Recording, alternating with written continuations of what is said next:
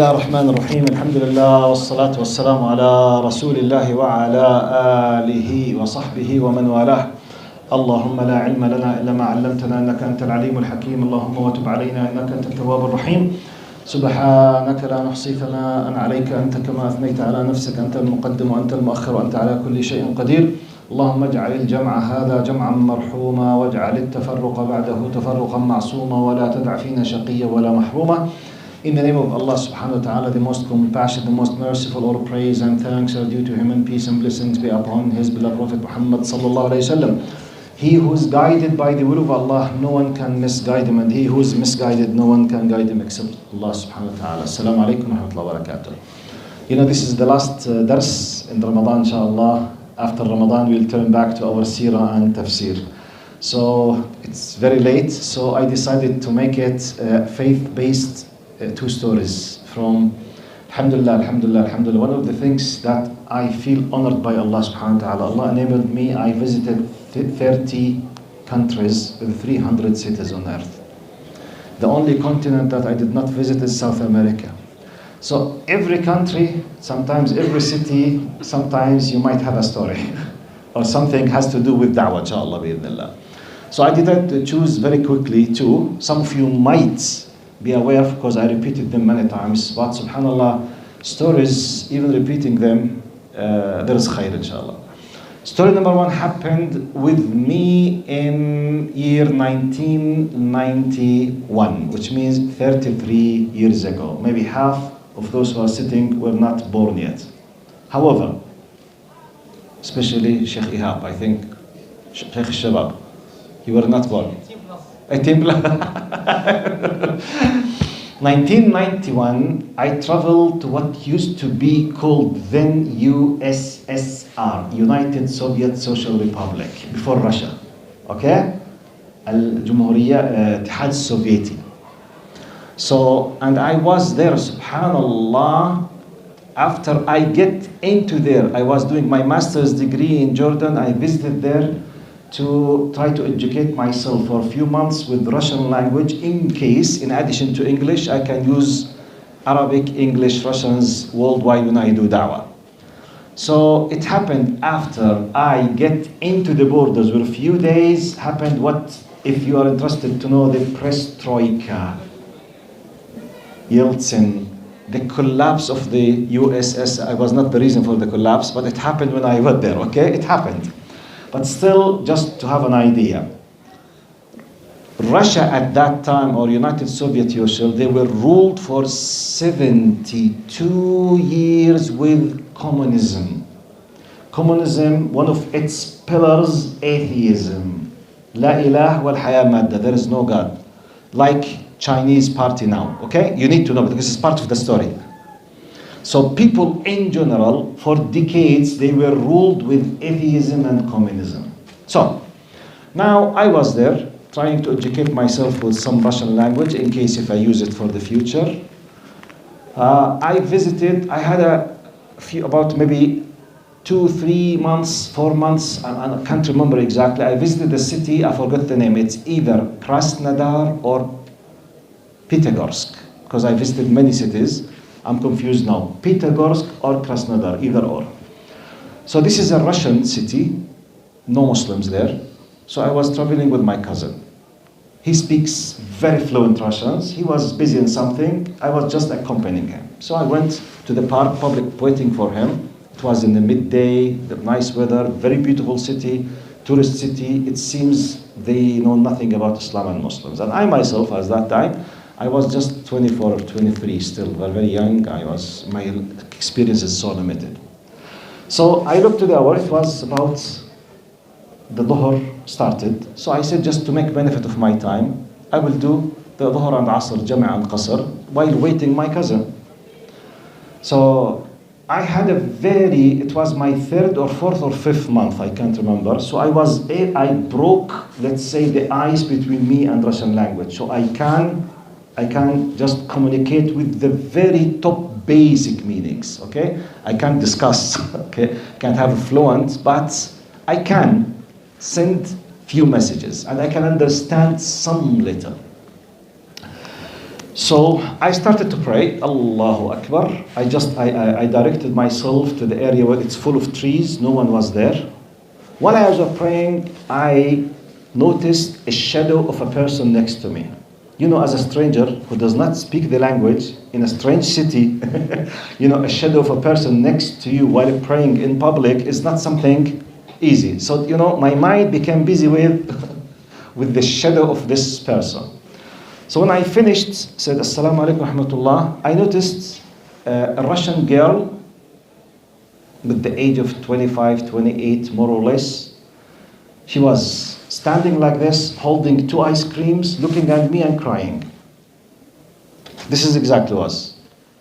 Young lady, 2 ice creams, looking at me and crying.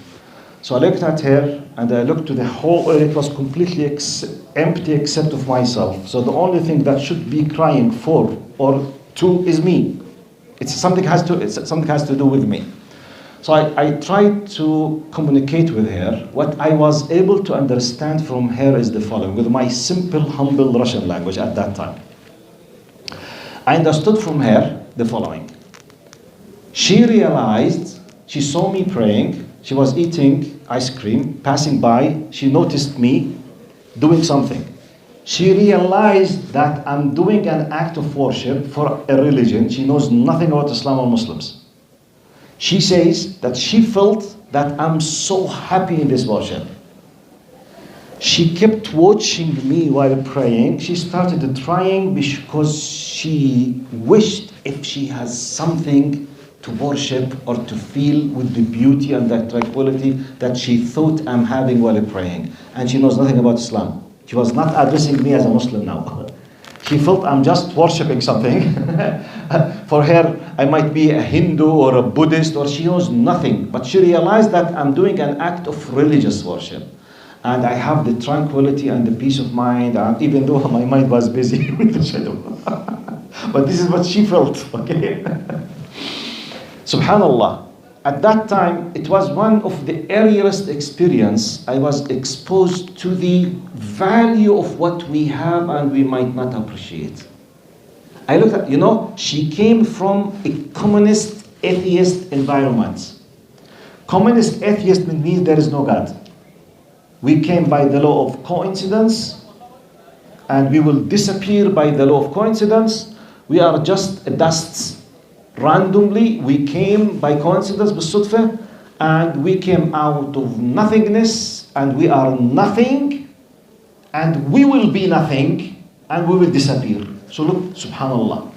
This is how she was raised.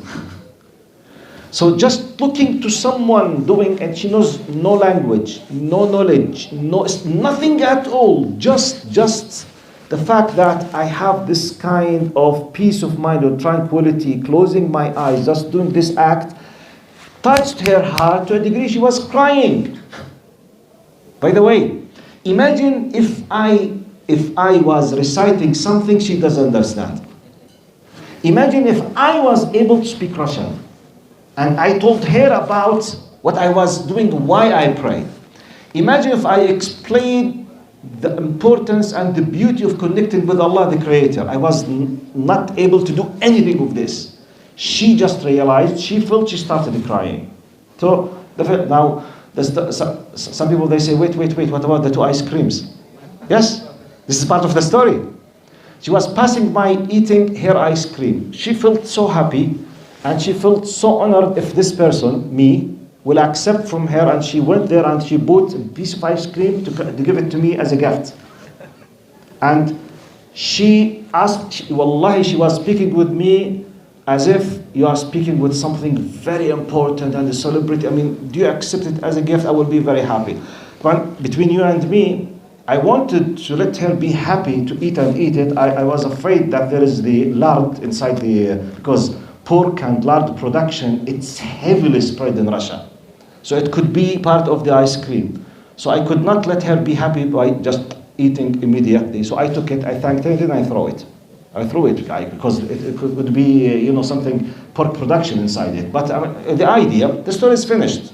The morale behind the story, basically. Let's review and appreciate the fact that we are believers. Wallahi, no language, no speaking, no expression, no understanding, and she was crying. Crying of what? Lacking of something we have it by default. Yes, Habibi, tafadhal. Can you speak Russian now? No, Allah, la. Wallahi, this is a good question. You know, I'm someone who loves to learn languages. And I can break the ice with a new language within 6 to 8 months. I can communicate. So in 6 months, I was able to communicate in Russian. Because I'm not using it, I forgot nearly everything. I just remember just few words now. 33 years without using the language. Can you imagine? Even your native language, if you don't use it, your mind will stuck when you speak about it. Which is about Arabic and English now, sometimes. Subhanallah. This is one of the things I regret because I was not able to use it because I did not travel again to there. I traveled as a university professor doing lectures in English. Subhanallah. قدر الله ما شاء فعل. طيب, this is the first story. The second story.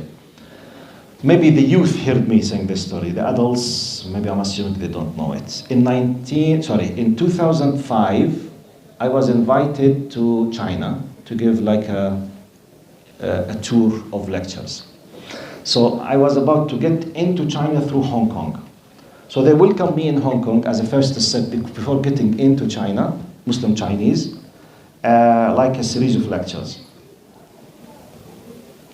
Allahumma salli ala Sayyidina Muhammad. Sorry, I forgot because I visited Hong Kong 5 times. I wanted to speak about the 5th visit. I started with the first visit. So I visited China in 2005, 2006, 2007, 8, and 10. In 2010, it's a long story. After visiting Hong Kong 4 times, they said, do you mind if you came for a long course instead of coming just for a few days, 3 days, 4 days, 7 days, okay, because I'm busy with my university. I said, let's prepare ourselves and I will come with the family because I want to train my kids to the da'wah. This is about 13 years ago. I said, okay. So next year, which is 2010, I went there with the whole my family for a full intensive course teaching Islam for Muslims and non-Muslims. So, and I was addressing Muslims and non-Muslims, but mainly Muslims.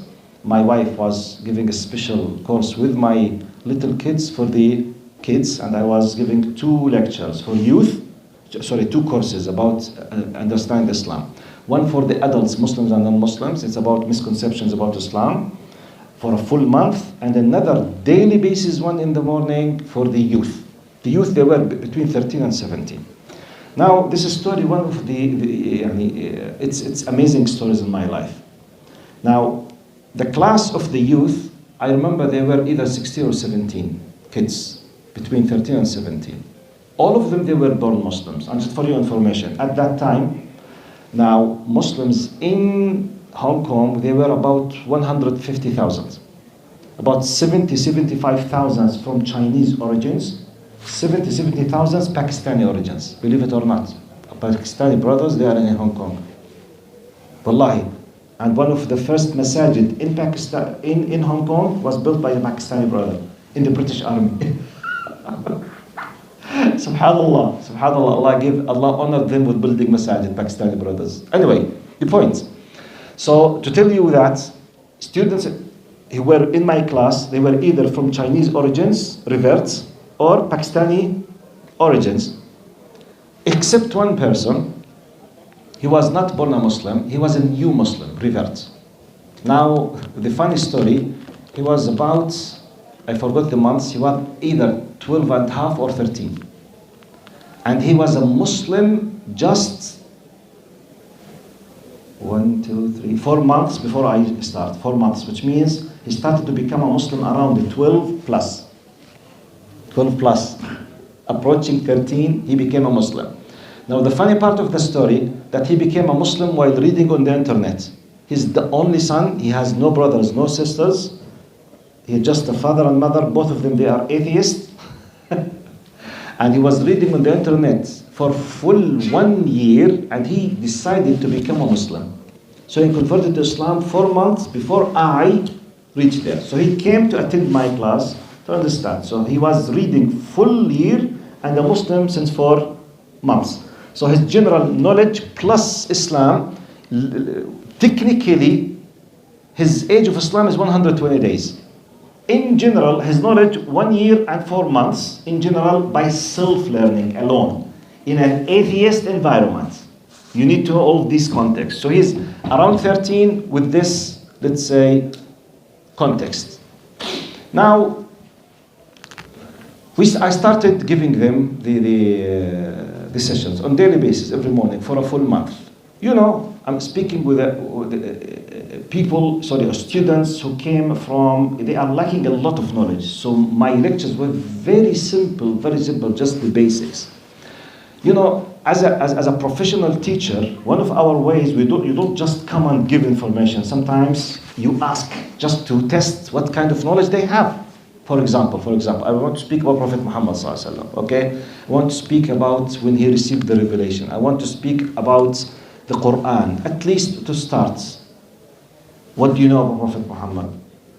What age he was when he received the revelation? What is the name of the angel who gave you? These simple things. Most of the times, the only one who knows the correct answer, it was this Chinese revert. Most of the time. He's a Muslim just 120 days. And they were born Muslims. But subhanAllah, so I was with Ya Allah, you know, sincerely he was. Now, so every day he was very active reading, you know, following something, till this story happened between me and him. Has anyone visited Hong Kong at summer? Any one of you? Hong Kong? At summer, at an island. You know what does it mean. If you know what is Qatar, what is Dubai, what is Kuwait, combined together, multiplied by XXX, this is Hong Kong at the summer. I mean, the humidity could reach 95%. I mean, you can't breathe. I mean, it's a disaster because it's an island. It's very difficult, really. Why I'm mentioning that? I have 5 kids with me. And when you walk in the streets of Hong Kong, the only thing you think about how it's possible to lose your kids and no one will know where they are. Because 8 million populations in a spot, maybe a little bit more than Mississauga.